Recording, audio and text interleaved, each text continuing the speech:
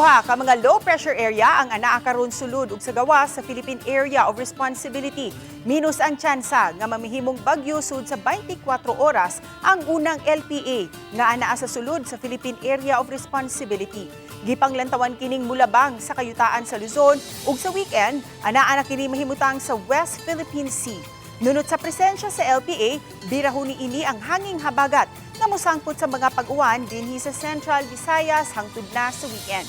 Uwanon usab ang Western Visayas, apan tungod kini sa direktang epekto sa LPA.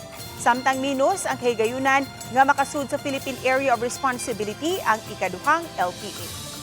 So until this weekend, high chance or more than 60 or more than 50% ang chance sa mga pag-uwan due to habagat of the southwest monsoon.